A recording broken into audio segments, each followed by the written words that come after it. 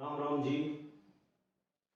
भाई आज का जो हमारा टॉपिक है, टॉपिक कॉस्ट अकाउंटिंग का है, यानी लागत लेखांकन का। ठीक है, इस टॉपिक के ऊपर एक वीडियो हम पहले डाल चुके हैं। टॉपिक का नाम है EOQ, बोले तो economic order quantity. Economic order quantity को हिंदी में बोलते हैं मितव्ययी आदेश मात्रा। हमारे द्वारा आदेश किए गए माल की एक ऐसी मात्रा जो हमारे लिए फायदेमंद हो, इकोनॉमिक हो, जो हमारे लिए लाभदायक हो। ठीक है, एक ऐसी मात्रा को इकोनॉमिक ऑर्डर क्वांटिटी, यानी कि हम जब ऑर्डर देंगे तो ऑर्डर ऐसी क्वांटिटी का देंगे जो हमारे लिए पर्याप्त हो, ना कम पड़े ना ज्यादा बचे, हमारा नुकसान ना हो, हमारे लिए फायदेमंद हो। ठीक है, उसी को बोलते हैं इकोनॉमिक ऑर्डर क्वांटिटी। और जो दूसरा टॉपिक आज हम डिस्कस करेंगे वो होता है टोटल इन्वेंट्री कॉस्ट। ठीक है, चलिए अब ये तो मैंने आपको समझा दी इकोनॉमिक ऑर्डर क्वांटिटी होती क्या है, पहले भी वीडियो में मैंने आपको समझा रखा है, आप वो भी वीडियो देख सकते हैं। ठीक है, तो इकोनॉमिक ऑर्डर क्वांटिटी मितव्ययी आदेश मात्रा, आपके द्वारा या हमारे द्वारा माल की ऐसी मात्रा जो हमने ऑर्डर की है जो हमारे लिए बेनिफिशियल हो। चलिए तो इसकी कैलकुलेशन करते कैसे हैं, इसकी कैलकुलेशन करते हैं EOQ is equal to 2 into R into CP upon CH। ठीक है, CP अपॉन CH। ठीक है, कल भी मैंने आपको बताया था कि इन सारी चीजों का मतलब क्या होता है। समझते हैं सबसे पहले कि CP क्या होता है जी। तो CP को बोलते हैं प्रोक्योरिंग कॉस्ट। क्या बोलते हैं? प्रोक्योरिंग कॉस्ट, यानी ऑर्डरिंग कॉस्ट को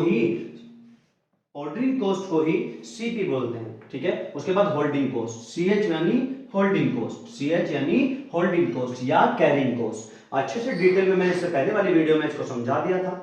ठीक है, आप वो देख सकते हैं। उसके बाद R एनुअल रिक्वायरमेंट को बोलते हैं, यानी पूरे साल में मुझे कितने माल की आवश्यकता है उसको बोलते हैं एनुअल रिक्वायरमेंट, यानी R, उसको R से डिनोट करते हैं। उसके बाद CP यानी प्रोक्योरिंग कॉस्ट या ऑर्डरिंग कॉस्ट, कि ऑर्डर देने की लागत कितनी है। ऑर्डर देने का मतलब मैंने ऑर्डर दिया, उसके गोडाउन से, जिसको मैंने ऑर्डर दिया उसके गोडाउन से मेरे गोडाउन तक आने का जो भी रास्ते का खर्चा होता है उसको ऑर्डरिंग कॉस्ट बोलते हैं। होल्डिंग कॉस्ट, उसके गोडाउन से निकलने के बाद मेरे गोडाउन में पहुंचने तक जो भी खर्चा आया उसको ऑर्डरिंग कॉस्ट कहा। और मेरे गोडाउन में आने के बाद मेरे गोडाउन में रख दिया उसको माल को, और रखने के बाद अब जो खर्चा होना शुरू हुआ उसकी केयर करने में, उस माल की कैरिंग करने में, उस माल के रख रखाव में, है ना, जो भी खर्चा हो, गोडाउन का रेंट हो गया, वहां पे सिलन नहीं आनी चाहिए इसलिए हम हीटर लगाया हमने, उसके लिए बहुत सारी चीजों का बंदोबस्त करना पड़ता है माल को रखने के लिए। तो जो रखने की लागत आई वो आई 50 पैसे पर यूनिट, 50 पैसे पर यूनिट पर ईयर, 50 पैसे पर यूनिट पर ईयर। ठीक है, याद रहे ये जो होल्डिंग कॉस्ट है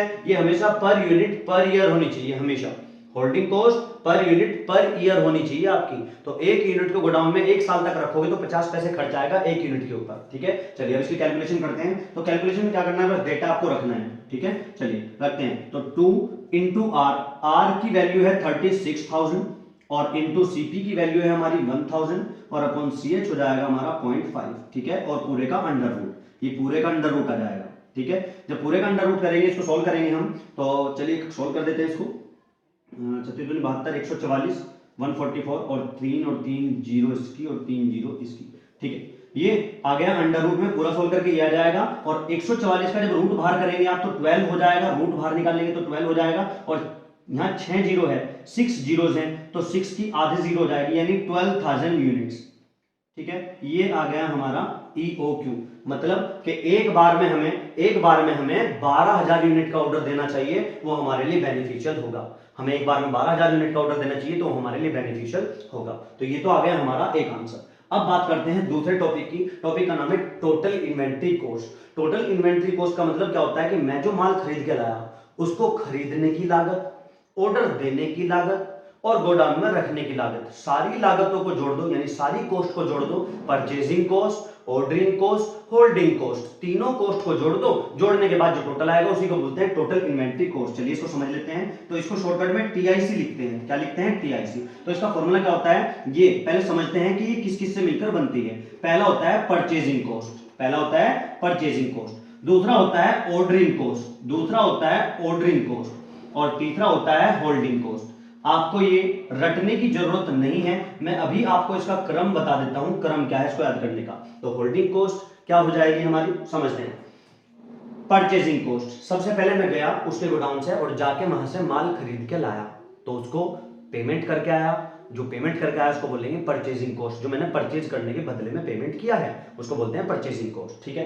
अब बात करते हैं दूसरा ऑर्डरिंग कॉस्ट। भैया माल खरीद तो लिया, गुड्स मैंने वहां खरीद तो लिया, अब वो गुड्स वहां से मेरे गोडाउन तक आना है, वहां से मेरे गोडाउन तक आने में जो खर्चा आएगा उसको क्या बोलते हैं, ऑर्डरिंग कॉस्ट, एक ऑर्डर देने की कॉस्ट, तो वो यहाँ पर आ जाएगी ऑर्डरिंग कॉस्ट। अब चलो जी वहां से यहाँ तक मेरे गोडाउन तक भी आ गया माल, अब मेरे गोडाउन में रखा जाएगा, अब रखने के बाद जो खर्चा होगा उसको बोलते हैं होल्डिंग कॉस्ट, उसको क्या बोलते हैं, होल्डिंग कॉस्ट। तो ये तीन कॉस्ट मिलकर क्या बनाती है, टोटल इन्वेंट्री कॉस्ट, ठीक है।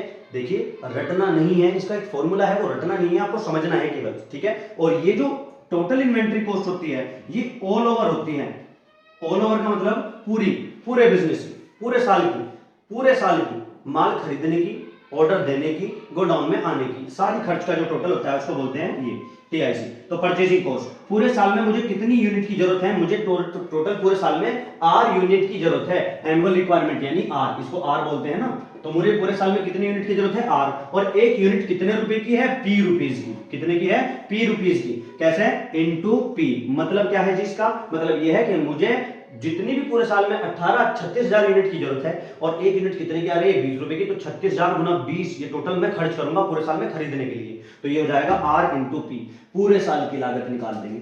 तो पूरे साल में आर यूनिट की जरूरत है और एक यूनिट पी रुपए की आती है, प्लस उसके बाद ऑर्डरिंग कॉस्ट। अब ऑर्डरिंग कॉस्ट का मतलब क्या हो गया भाई, ऑर्डरिंग कॉस्ट का मतलब हो गया ऑर्डर देने में कितना खर्चा आएगा। तो पहले मुझे ये देखना पड़ेगा कि ऑर्डर कितने देने हैं पूरे साल में। अरे भाई पूरे साल में कितना माल मंगाना है, 36,000, और मैं एक बार में कितना मंगा रहा हूं, 12,000। तो 36,000 को 12,000 से डिवाइड कर दो, 3 ऑर्डर देने पड़ेंगे बस। भाई पूरे साल में मुझे 36,000 यूनिट्स की आवश्यकता है, और मैं डिवाइड कर दूंगा 12,000, क्योंकि मैं एक बार में 12,000 यूनिट मंगा रहा हूं। तो 36,000 को 12,000 से डिवाइड कर देंगे तो 3 ऑर्डर निकल के आएंगे। यानी कि अगर मुझे नंबर ऑफ ऑर्डर निकालनी है तो उसका फॉर्मूला बन जाएगा क्या, R upon EOQ. R upon EOQ मतलब टोटल इतना माल मंगाना है और एक बार में इतना माल मंगा रहे हैं, टोटल इतना माल मंगाना है, एक बार में इतना मंगा रहे हैं, तो नंबर ऑफ ऑर्डर निकल के आ जाएंगे, नंबर ऑफ ऑर्डर। और कितने ऑर्डर, 3 ऑर्डर बैठेंगे हमारे क्वेश्चन के अकॉर्डिंग, और इनटू एक ऑर्डर की लागत कितनी है, एक ऑर्डर की लागत है सीपी। एक ऑर्डर की लागत कितनी है, सीपी, क्योंकि इसको सीपी बोलते हैं ऑर्डरिंग कॉस्ट को। एक ऑर्डर देने की लागत कितनी है, सीपी।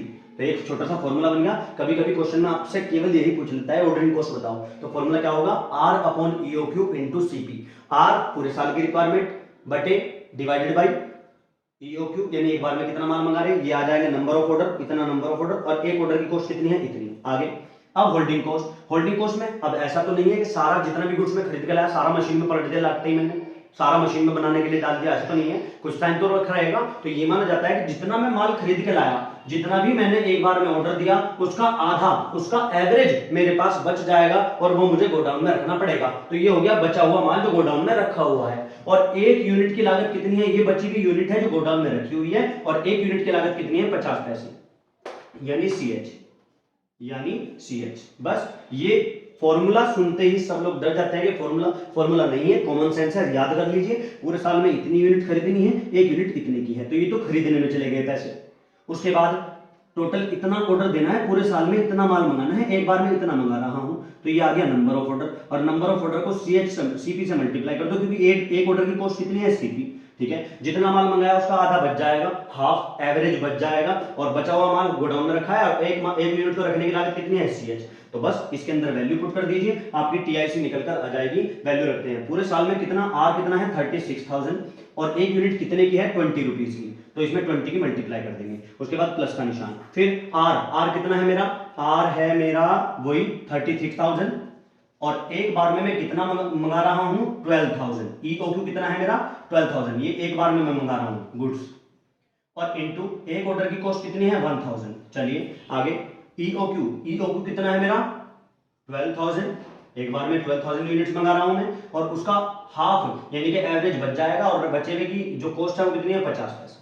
चलिए इसको सोल्व करते हैं, 36 2 जा 72, और 1 2 3 4 4 0 आ जाएगी इसकी। इसको इससे डिवाइड करेंगे, तो इसको इससे डिवाइड करा, 3 ऑर्डर, वही 3 ऑर्डर निकल कर आ रहे हैं। समझिए बात को, पूरे साल में 36,000 यूनिट्स मंगानी है, एक बार में 12,000 यूनिट्स मंगा रहे हैं, तो 3 बार मंगानी पड़ेगी ना, 3 ऑर्डर होंगे, और एक ऑर्डर की कॉस्ट कितनी है, 1,000, तो 3 ऑर्डर की कॉस्ट हो जाएगी 3,000। इसको इससे डिवाइड करेंगे, 6000 यूनिट्स गोडाउन के अंदर रखी हुई है और 1 यूनिट रखने का खर्चा 50 पैसे है, तो 6000 यूनिट रखने का 3000 आ जाएगा। और जब आप इस सब का टोटल कर देंगे तो ये टोटल आ जाएगा 7,20,000 और 7,26,000 7,26,000 रुपीज। यानी आपको खरीदने में, ऑर्डर देने में, गोडाउन में रखने में, टोटल कंपनी के ऊपर जो खर्चा होगा, आपके ऊपर जो खर्चा होगा, इन सारी चीजों में आपका 7,26,000 रुपए का खर्चा होगा। 7,26,000 TIC है हमारी टोटल इन्वेंटरी कॉस्ट। समझ आया होगा आपको? ये बहुत इजीली मैंने बिल्कुल हल्का इसको बना दिया है। आप समझेंगे तो ये याद हो जाएगा, आप रटेंगे तो याद नहीं होगा, भूल जाएंगे आप। ठीक है, आई होप आपको समझ आया होगा। ऐसे ही और क्वेश्चंस के सॉल्यूशन अगर आप चाहते हैं तो मुझे कमेंट में जरूर बताएं, आपकी समस्या का समाधान करने की पूरी कोशिश की जाएगी। ठीक है, चलिए मिलते हैं नेक्स्ट क्लास में। राम राम जी।